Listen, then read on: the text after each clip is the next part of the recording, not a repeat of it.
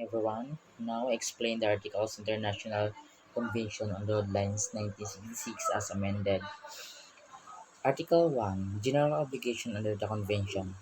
The contracting governments undertake to give effects the provision of the present Convention and the annexes hereto, which shall constitute the integral parts of present Convention. Every reference to the present Convention constitute at the same time a reference to the annexes. The contracting government shall undertake all measures which may be necessary to give effects to present convention. Article 2. Definition. For the purpose of the present convention, unless expressly provided otherwise. Regulation means the regulation annexed to the present convention. Administration means the government of state whose flag is the ship of flying. Article 3. General provision.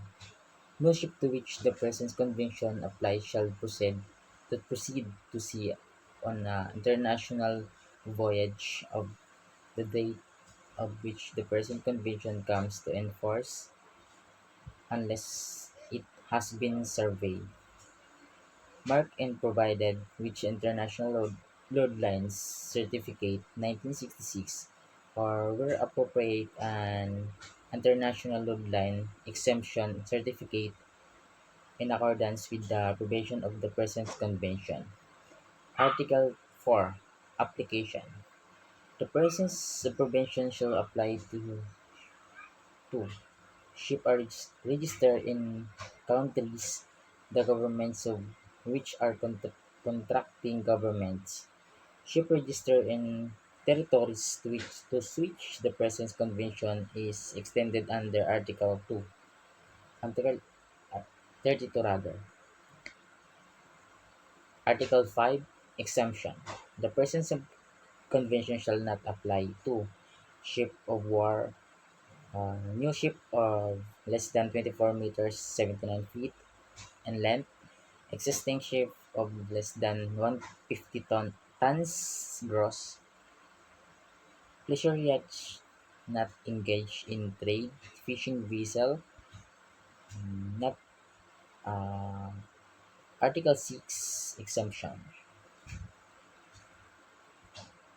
Ship when engaged on international voyage between the neighboring parts of two or more states may be exempted and administration from the provision of present convention, so long as these shall remain engaged on such voyage, if the government of the state in which such ports and situated shall be satisfied that the sheltered nature of condition of such voyages between such ports make it unreasonable or impracticable to apply the provision of present. Article 7. Force majeure. A ship which is not subject to provision of the present convention of the time of its departure of many voyage shall not become subject to such provision on account of any deviation from its extended voyage due to stress of weather or any other cause of force majeure. Article 8. Article 8. Equivalent. The administration may allow any fitting material appliances of apparatus to be fitted or any other provision to be made in a ship other than that required by the present convention if it is satisfied by the trial therefore or otherwise that such fitting materials. Article 9. Approvals for experimental purposes. Nothing is the present convention shall present an administration from making specific approvals for experimental purposes in respect of a ship to which convention applies.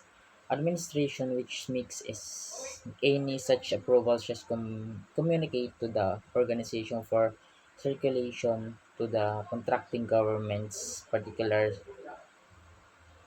Article 10 refers alteration and modification. A ship which undergoes repairs, alteration, modification, and outfitting related therefore shall continue to apply with the test or with the list rather the requirements provision applicable to the ship. An existing ship is such a case shall not rule comply to lesser extent with the requirement for a new ship that it did before. Article 11. Zone and areas. A ship to which the present convention applies shall comply the requirements applicable to the ship and zone and areas described in Annexes 2. Upward standing of the boundary line between two zones or areas shall be regarded and within the zone or area from or into which arrives on departs. Article 12. Submersion. Except as provided in paragraph 2 and ad- of the article and appropriate load lines on the side and corresponding to the season of the year and the zone or area in which the ship may be shall not be. Article 13.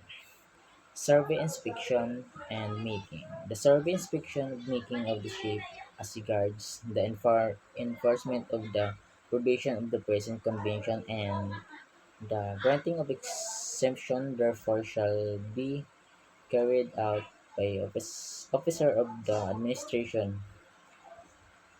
Article 14. Initial and periodical survey and inspection. A, sh- a ship shall be objective to the survey and inspection specified below. A survey before ship is put in the surveys which shall include a complete inspection of its structure and equipment insofar as the ship covered by the present convention. Article 15. Maintenance of condition after survey. After any survey of the ship under Article 14 has been completed, no change shall be made in the structure, equipment, arrangement, materials, or scantling covered by the survey without sanction of the administration. Article 16. Issue of certificate. In the International Load Line Certificate 1966 shall be issued to every ship which has been surveyed and marked in accordance with the present convention. Article 17. Issue of certificate by other government. The contracting government may, at the request of other contracting government, cost a ship to the survey and it is satisfied that the provision of the present convention are applied comply with the shall issue or Article 18 from of the certificate. The certificate shall be drawn up the special language of languages of issuing countries, and the language used neither English or French. Text shall include a translation into one this language.